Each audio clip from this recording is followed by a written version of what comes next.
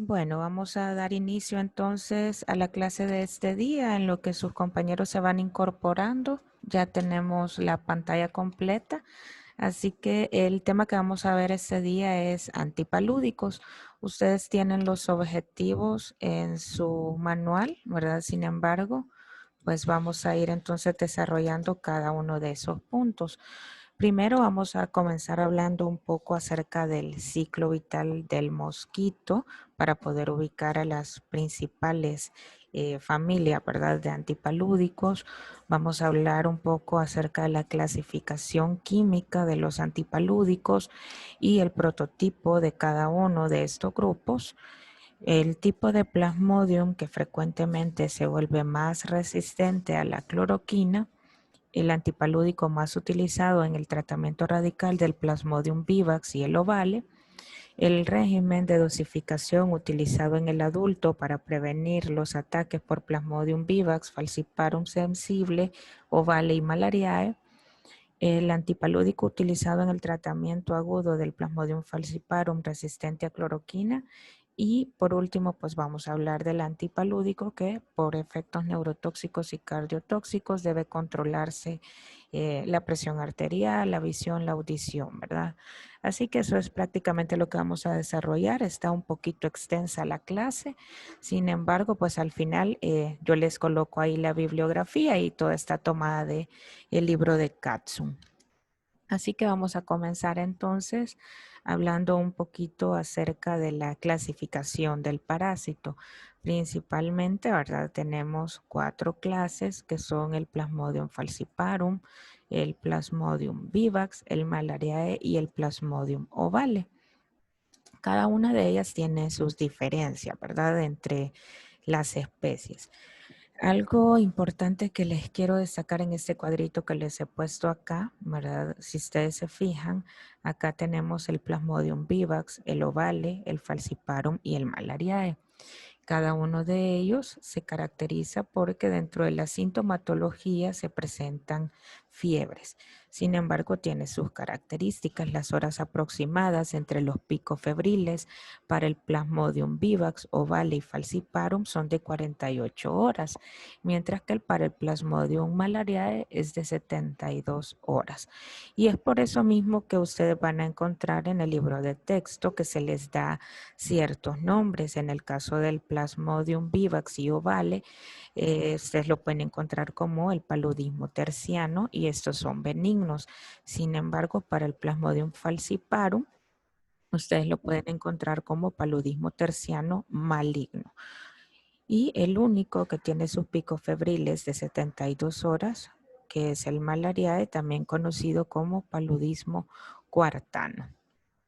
Eso, ¿verdad?, es lo más importante de las diferencias entre cada una de estas especies. Ahora vamos a identificar cómo es que se lleva a cabo el ciclo de vida del parásito. Esto es bien importante porque si ustedes se fijan, cuando hablamos del ciclo de vida, ¿verdad?, del Plasmodium, pues este tiene prácticamente 2 momentos. El primero de ellos es el que se lleva a cabo en nosotros, ¿verdad?, en los humanos, que es prácticamente el que tiene una afectación a nivel hepático y a nivel de los glóbulos rojos. Pero también se da otra fase que se da dentro del mosquito y esta es una fase sexual que se da específicamente en el intestino del mosquito.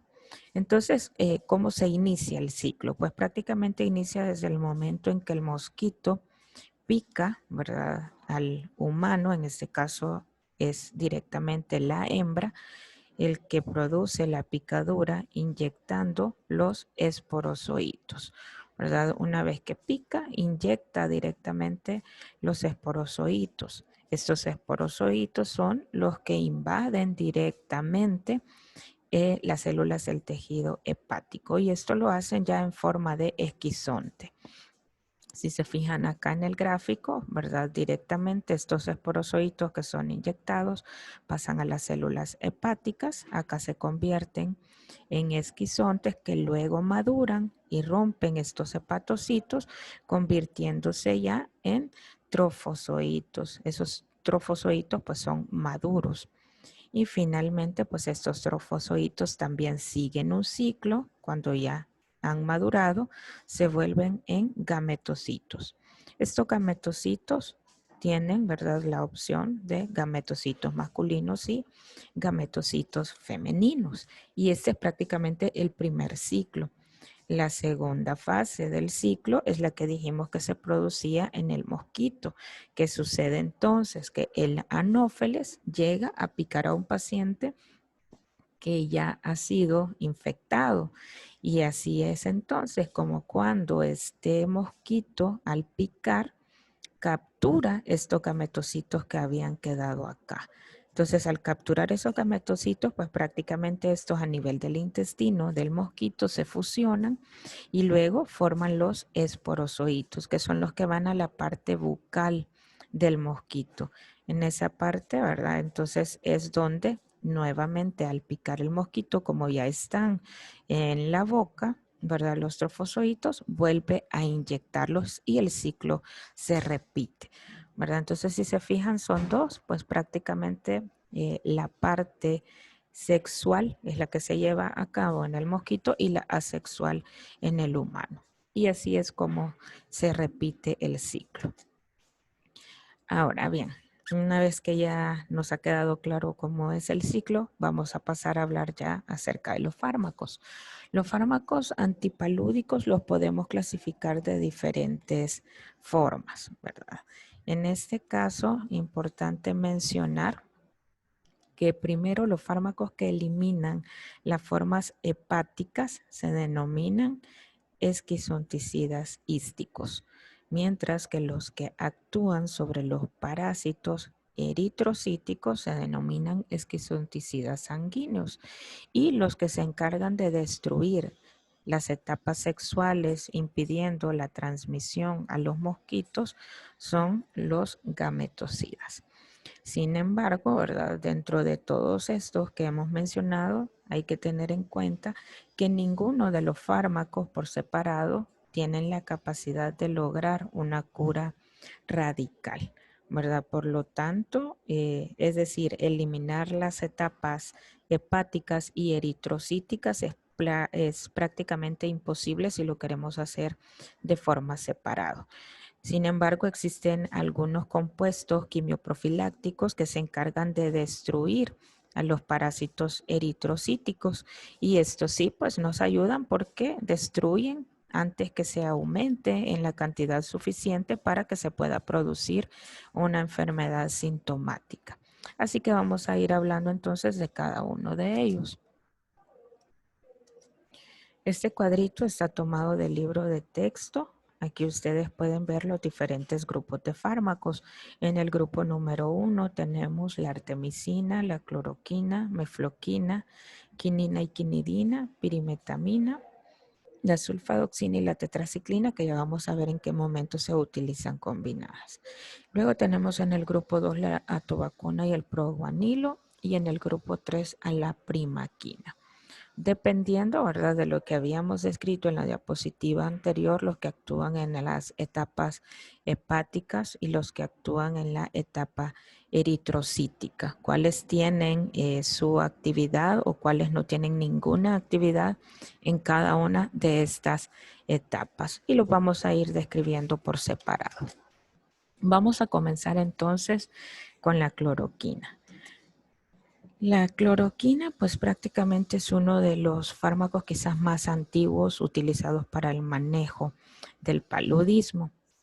Esta se descubrió, aquí se los he colocado, en el año de 1934, y pues se dio prácticamente en los laboratorios Bayer de Alemania y se le denominó con el nombre de Resochín. Esta fue prácticamente la primera cloroquina que se descubrió. Sin embargo, fue hasta el año de 1947 más o menos cuando ya se autorizó su uso médico para el tratamiento profiláctico de la malaria. Cuando hablamos de la forma química, pues la cloroquina es una 4-aminoquinolina sintética. Tiene una absorción rápida y casi completa a nivel del tracto gastrointestinal cuando se administra por vía oral, intramuscular o subcutánea. Alcanza concentraciones plasmáticas máximas en 3 horas aproximadamente y tiene una distribución muy buena a nivel de los tejidos, incluyendo la placenta, la leche materna, a nivel de vaso, pulmón, hígado, riñón y tejidos ricos en melanina. En cuanto a la unión a proteínas plasmáticas, pues se unen un 60% y su eliminación es renal. Y tiene una semivida de 3 a 5 días, mientras que la semivida de eliminación terminal pues es bastante prolongada, de aproximadamente 1 a 2 meses.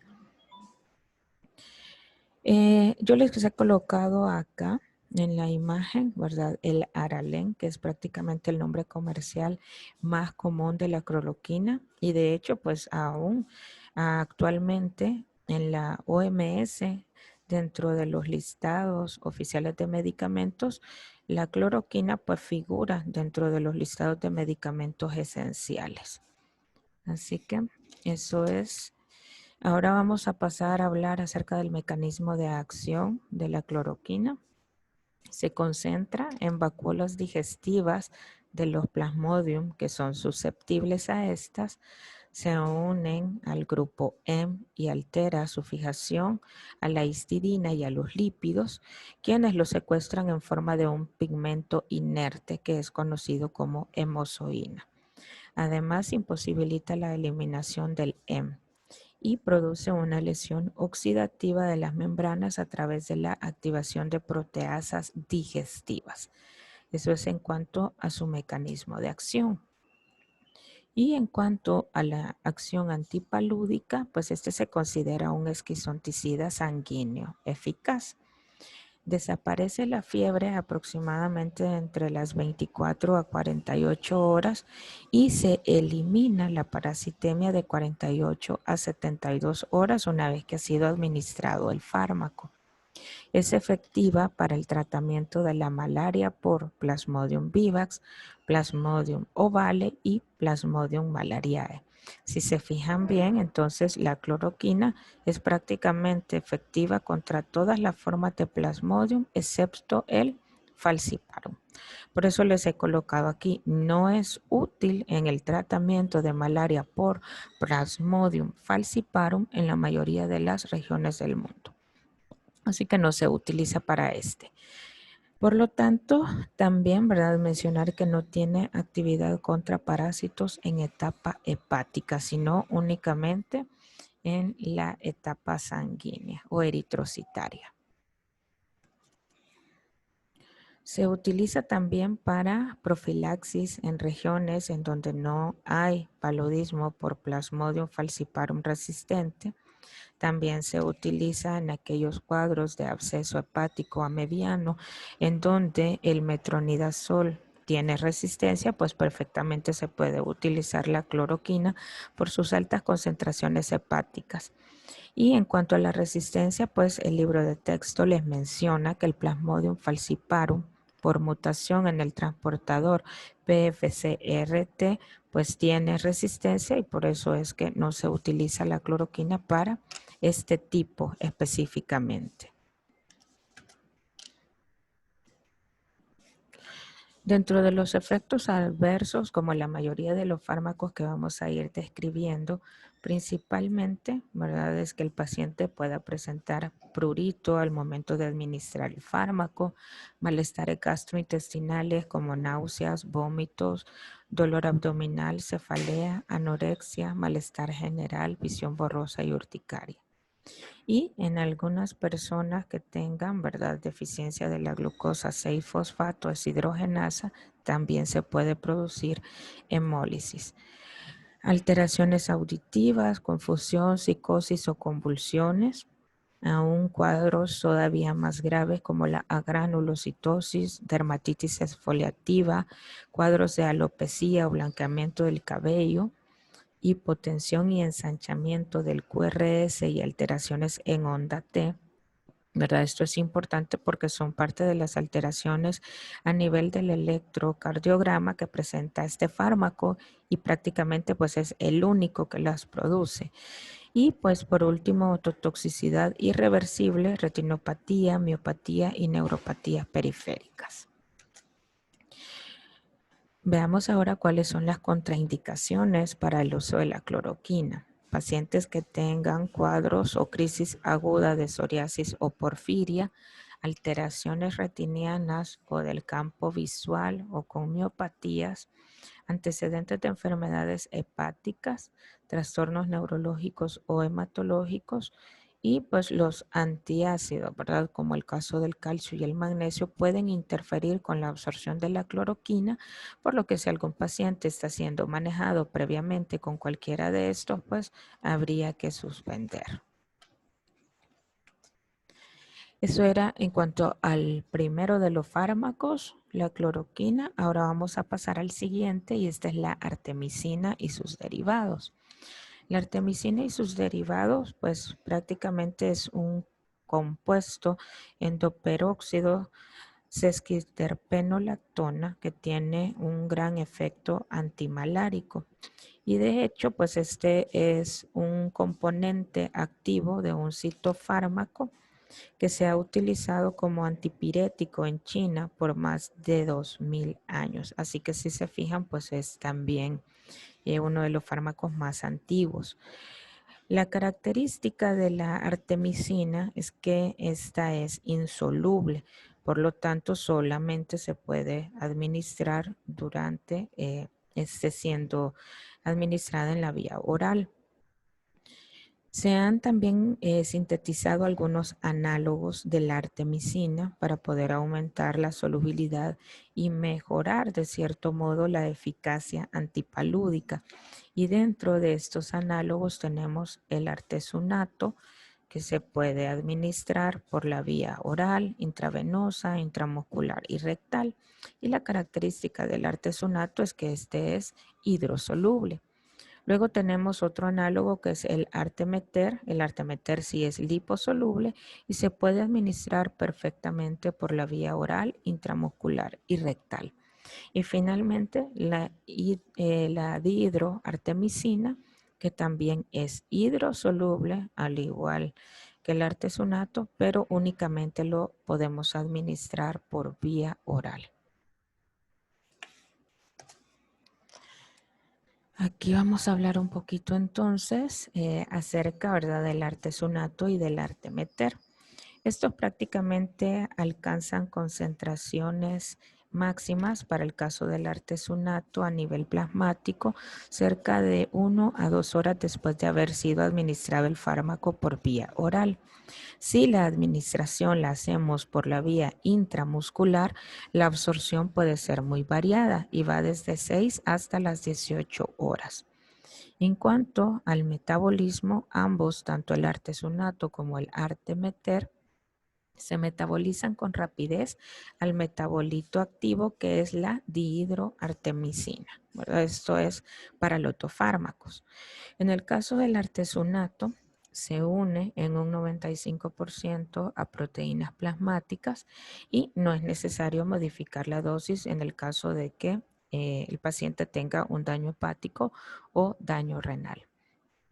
Ahora bien, para el artemeter, las concentraciones plasmáticas máximas se alcanzan de 1.5 a 2 horas y de 0.5 después de la administración oral, rectal e intramuscular respectivamente. Ya habíamos mencionado, ¿verdad?, que se metabolizan con rapidez a su metabolito activo que es la dihidroartemisina. Y la actividad antimalárica del artemeter es determinada por la eliminación de la dihidroartemisina, que tiene una vida media de aproximadamente 45 minutos. Al igual que para el caso del artesunato, no es necesario modificar dosis cuando el paciente tenga algún daño renal o un daño hepático. Pasemos ahora a hablar de la acción antipalúdica y de resistencia. Esta pues prácticamente se da por la producción de radicales libres o inhibición de la ATPasa de calcio. Es un esquizonticida sanguíneo de rápida acción, no tiene efectos sobre las etapas hepáticas, al igual que como lo habíamos escrito con la cloroquina, y específicamente en el caso del artesunato se puede utilizar en Plasmodium falciparum cloroquino resistente y para cuadros de malaria cerebral. Entonces, si se fijan, ¿verdad? Hacíamos énfasis en que la cloroquina se puede utilizar para cualquiera de las formas, excepto para Plasmodium falciparum, pero para el caso de la artemisina, pues sí aplica, ¿verdad? Uso de falciparum cloroquino resistente. Aquí en este cuadrito que también ustedes van a encontrar en el libro de texto están las aplicaciones clínicas específicas de cada uno de ellos. En los que acabamos de mencionar, el artemeter combinado con la lumefantrina se puede utilizar como tratamiento combinado de primera opción en la mayoría de los países y está aprobado en Estados Unidos. El artesunato también se puede combinar con otro fármaco que es la amodiaquina, tratamiento combinado también de primera elección en la mayoría de países africanos. Y así ustedes pueden ir observando en el cuadro cada una de las combinaciones que se pueden ir haciendo, ¿verdad? Y donde pues prácticamente son fármacos de primera elección. Dentro de los efectos adversos a la cabeza, los gastrointestinales, náuseas, vómitos, diarrea, mareo. En algunos casos se podría presentar neutropenia, cuadros de anemia y hemólisis, elevación de las enzimas hepáticas y reacciones alérgicas. Ahora bien, en el caso del uso de estos fármacos, la OMS ha mencionado que se pueden hacer combinaciones a base de artemisina para el tratamiento del Plasmodium falciparum no complicado y se puede utilizar durante el segundo y el tercer trimestre de embarazo. Así como también menciona que se puede utilizar el artesunato o la quinina por vía intravenosa para el tratamiento de paludismo grave durante el primer trimestre de embarazo. Para el caso también del artesunato, pero esta vez ya administrado por vía intravenosa para paludismo grave durante segundo y tercer trimestre de embarazo. Así que si se fijan, ¿verdad? Según las recomendaciones de la OMS, se puede utilizar prácticamente durante el periodo gestacional sin ninguna complicación. Pasamos ahora al siguiente fármaco y este es la quinina y la quinidina. Estos son fármacos de primera elección para el paludismo por Plasmodium falciparum. La quinina se deriva del tronco de un árbol que tiene el nombre de chinchona. Este es prácticamente un remedio tradicional para las fiebres intermitentes que se ha utilizado con mucha frecuencia en Sudamérica y es pues un alcaloide químico que se purificó de la corteza del árbol más o menos en el año de 1820. Aquí por error les puse 1802, sin embargo es en 1820 que se purificó pues ya por primera vez el fármaco de la corteza del árbol y desde entonces se ha venido utilizando para el tratamiento y para la prevención del paludismo. En cuanto a su absorción, tiene muy rápida absorción, concentraciones plasmáticas máximas se alcanzan de 1 a 3 horas luego de haber sido administrado el fármaco y se puede emplear en dosis de carga. Tiene una semivida en individuos sanos de aproximadamente 11 horas y en individuos que ya han contraído el paludismo, pues la semivida varía a 18 horas. Su metabolismo es completamente hepático y tiene una excreción completamente renal. Pasamos ahora a la acción antipalúdica. En la acción antipalúdica, este es un esquinzoticida contra las 4 especies de los parásitos de paludismo, gametocida contra Plasmodium vivax ovale, pero no contra el Plasmodium falciparum. y carece de actividad contra la etapa hepática. Si se fijan, entonces aquí ya estamos hablando de un fármaco diferente. Todos los anteriores que habíamos mencionado actuaban a nivel tanto de la etapa hepática como la eritrocitaria. En este caso no, ¿verdad? Este sí se considera un gametocida. Veamos cuáles son las aplicaciones clínicas. Primero, pues para el tratamiento parenteral de paludismo grave, se administra de forma lenta por la vía intravenosa y se da en una solución diluida intramuscular para el paludismo grave por Plasmodium falciparum.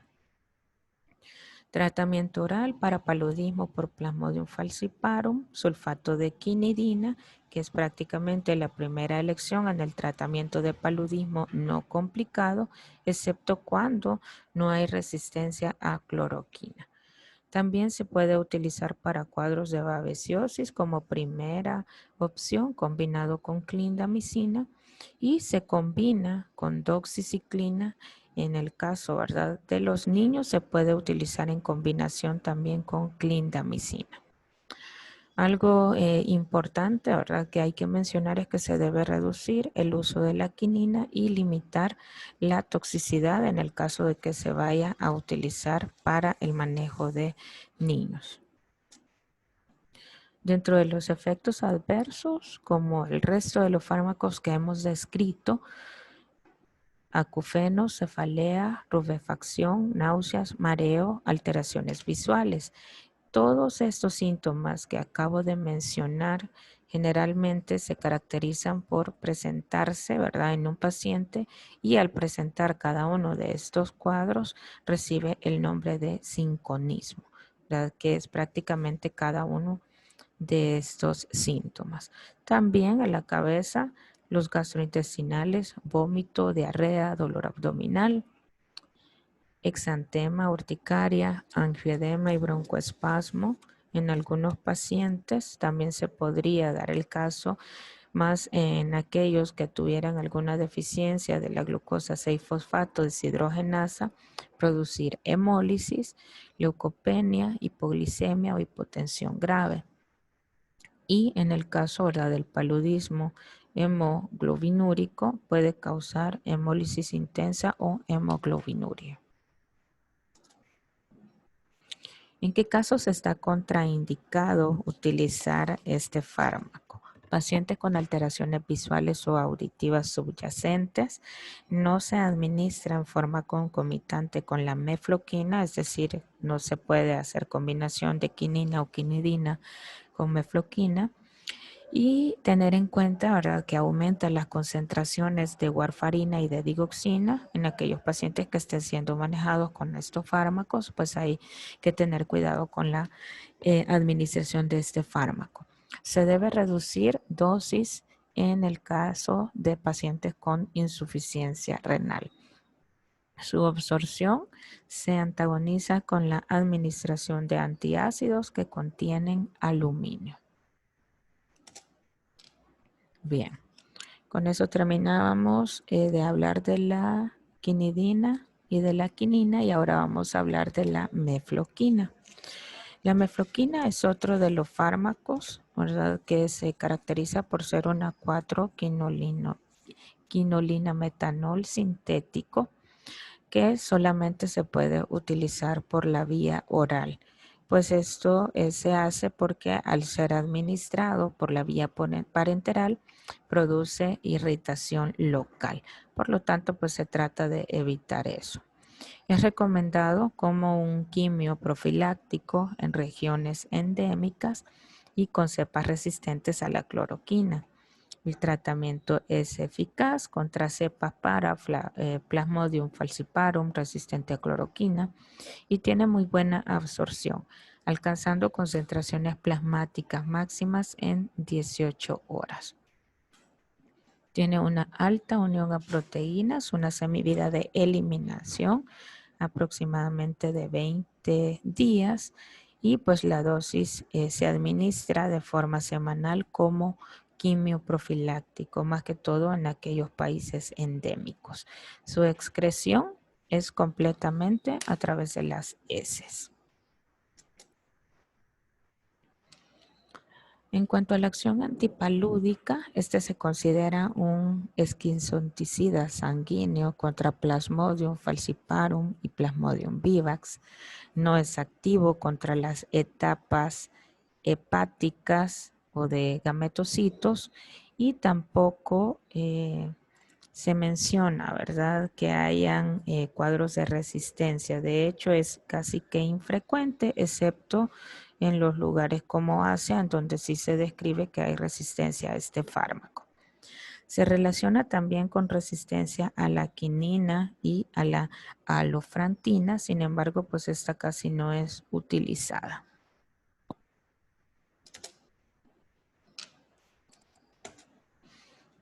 ¿Cuáles serían entonces las aplicaciones clínicas de la mefloquina? Como profilaxis contra todos los parásitos que causen paludismo en el humano, tratamiento para el Plasmodium falciparum, ¿verdad? No se usa para tratar paludismos graves como la quinina, quinidina y la artemisina, y la OMS recomienda el uso del artesunato y mefloquina para paludismo no complicado por Plasmodium falciparum. Dentro de los efectos adversos tenemos náuseas, vómitos, trastornos del sueño y de la conducta, dolor epigástrico, diarreas, cefaleas, convulsiones, psicosis, depresión, confusión. En algunos casos se podrían presentar cuadros de arritmia, bradicardia, leucocitosis y trombocitopenia. ¿Cuáles son las contraindicaciones del uso de la mefloquina? Primero, pues pacientes con epilepsia, con trastornos psiquiátricos, arritmias o defectos en la conducción cardíaca. Tener en cuenta no administrar de forma simultánea cuando se esté utilizando quinina, quinidina o alofrantina, y pues sí se puede administrar de forma segura durante todo el embarazo y también en niños pequeños. Siguiente fármaco es la primaquina. La primaquina es una 8-aminoquinolina sintética.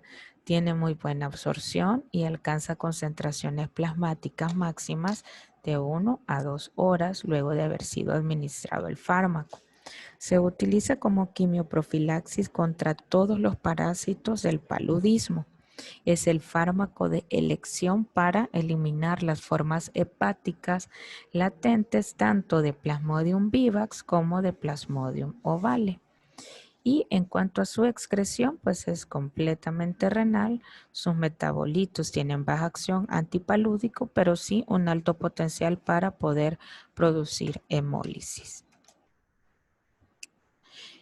En cuanto a la acción antipalúdica, es activa contra las cepas hepáticas de todos los parásitos palúdicos humanos.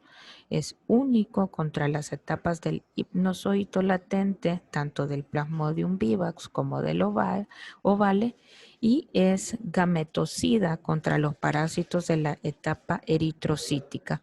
Su acción es débil contra las formas eritrocitarias. Las aplicaciones clínicas específicas es para el tratamiento de paludismo agudo causado por el Plasmodium vivax y el Plasmodium ovale combinado con cloroquina para también eliminar las formas eritrocitarias. Profilaxis terminal de paludismo por Plasmodium vivax y ovale para evitar recaídas de la forma de hipnozoitos y acción gametocida. En este caso se utiliza en una sola dosis de 45 miligramos para volver los Plasmodium falciparum no infectantes para los mosquitos. Luego también se puede utilizar en aquellas infecciones por neumocistis girovenchi, en donde se puede utilizar combinado con clindamicina y primaquina en la enfermedad grave. Dentro de los efectos adversos, siempre a la cabeza, los gastrointestinales, náuseas, dolor o epigastralgias, cólicos abdominales y cefaleas. puede producir en algún momento leucopenia, agranulocitosis, leucocitosis y arritmias cardíacas. Y hemólisis, ¿verdad? O metahemoglobinemia, ¿verdad? Sí, en este caso son pacientes que tengan alguna deficiencia de la glucosa 6-fosfato deshidrogenasa y principalmente se manifiesta por un cuadro de cianosis.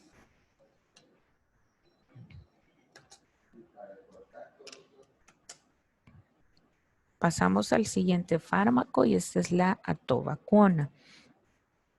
La atovaquona es una hidroxinaftoquinona. En combinación con el proguanilo se puede utilizar para tratar y prevenir el paludismo. También se usa para tratar patógenos oportunistas, como el caso, ¿verdad?, del Toxoplasma gondii, que ya lo vamos a ver en otra clase. La absorción es lenta y prácticamente puede mejorar si nosotros le indicamos al paciente que se debe tomar el fármaco cuando se consuman comidas grasas. El 99% se une a proteínas plasmáticas, tiene altas concentraciones a nivel de líquido cefalorraquídeo, ¿verdad? Y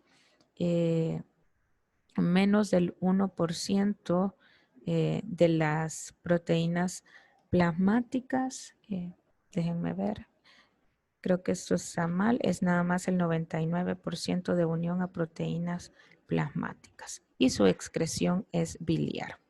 Aquí les voy a corregir esta parte cuando les suba la clase en PDF. Luego pasamos al mecanismo de acción, pues principalmente actúa sobre la subunidad BC1 de la citocromo mitocondrial, inhibe el transporte de electrones y colapsa el potencial de membrana. Y en el caso del proguanilo, aumenta la actividad mitocondrial del proguanilo. Aquí están los usos terapéuticos, principalmente la atovaquona se puede utilizar en combinación con el proguanilo. La dosis es de 250 miligramos de atovaquona y 100 miligramos respectivamente, ¿verdad?, de proguanilo para tratamiento y profilaxis de paludismo por Plasmodium falciparum. El tratamiento alternativo para infección por Plasmodium girovenchi es de 750 miligramos 2 veces al día y si se fijan, pues el tratamiento va hasta 21 días. Luego tenemos aquí dentro de los efectos adversos a la cabeza, los gastrointestinales, dolor abdominal, náusea, vómitos, diarrea, cefalea y exantema. Y ya para ir finalizando, pues solo nos quedan entonces los inhibidores de la síntesis de folato. Aquí tenemos principalmente la pirimetamina y el proguanilo, que ya lo hemos estado mencionando en combinación. En el caso de la pirimetamina se relaciona con el trimethoprim. Tiene una absorción a nivel del tubo digestivo bastante completa. Su concentración plasmática se alcanza al administrar el fármaco aproximadamente de 2 a 6 horas posteriores. Tiene una vida media de 3.5 días y se une fuertemente a proteínas plasmáticas. Y el proguanilo pues es un derivado de las biguanidas, alcanza concentraciones máximas de 5 horas, tiene una vida media de 16 horas y como profármaco pues solo es activo el componente de triacina. En cuanto al mecanismo de acción, pues tienen acción antipalúdica y también tienen resistencia. El mecanismo de acción principalmente es la inhibición de forma selectiva de la reductasa del dihidrofolato del Plasmodium. Tiene prácticamente una acción lenta contra las formas eritrocíticas. Y en cuanto a la resistencia, pues se debe a la mutación en la reductasa de la dihidrofolato y de la dihidroteroatosintetasa. Ninguno de estos es prácticamente considerado como gametocida o eficaz en las etapas hepáticas, específicamente para Plasmodium vivax y ovale. las aplicaciones clínicas específicas como quimioprofilaxis para el tratamiento preventivo intermitente, para el tratamiento de paludismo por Plasmodium falciparum resistente a la cloroquina en cuadros específicamente como la toxoplasmosis y en cuadros de neumocistosis. Y aquí están los efectos adversos. El proguanilo puede producir úlceras bucales o cuadros de alopecia. El uso también combinado de la sulfadoxina con la pirimetamina puede desencadenar eritema multiforme, el síndrome de Steven-Johnson o necrólisis epidérmica. Y las dosis pues se administran en tabletas de 25 miligramos. Las cajas vienen de 30 tabletas. En el caso de los adultos se administran 2 gramos al día por 3 semanas. Y para los niños pues la dosis se calcula 2 miligramos por kilo día en 4 dosis por 4 semanas. Una recomendación con el uso de este grupo de fármacos es administrar ácido fólico para evitar la mielosupresión por el uso de estos fármacos. Y tienen ustedes también en el libro de texto este cuadrito, que es prácticamente los fármacos para la prevención del paludismo en viajeros. Aquí ustedes pueden observar la cloroquina que se utiliza en zonas donde no hayan cuadros de Plasmodium falciparum resistente y la dosis son de 500 miligramos cada semana. Luego tenemos la combinación de atovaquona con proguanilo en zonas con Plasmodium falciparum resistente a la cloroquina y se administra un comprimido de 250 miligramos de atovaquona y 100 miligramos de proguanilo diariamente. El uso de la mefloquina en zonas con Plasmodium falciparum resistente a cloroquina se administran 250 miligramos cada semana. Y aquí tenemos, ¿verdad?, el uso de doxiciclina. Cuando haya o sean zonas de Plasmodium falciparum resistente a múltiples fármacos, entonces podemos utilizar la doxiciclina 100 miligramos al día. Y también podemos utilizar la primaquina en aquellos cuadros de profilaxis terminal de las infecciones por el Plasmodium vivax y el ovale. Y pues acá están las dosis. También tienen ustedes este cuadro en donde les especifica por cuánto tiempo se debe dejar cada uno de esos tratamientos por Plasmodium falciparum, por Plasmodium malariae sensibles a cloroquina. Se pueden administrar 1 gramo seguido de 500 miligramos a las 6, a las 24 y a las 48 horas. O bien el mismo fosfato de cloroquina siempre 1 gramo a las 0 horas, a las 24 y luego a las 48 horas. Así ustedes pueden ir verificando, ¿verdad?, por cuánto tiempo se administra cada uno de estos dependiendo, ¿verdad?, del tipo de Plasmodium al que ustedes quieran darle manejo. Yo creo que esta es la última. Con eso pues prácticamente finalizamos. Todo está tomado de la farmacología de Katzun en la 14ª edición, específicamente el capítulo 52. Así que con esto finalizamos.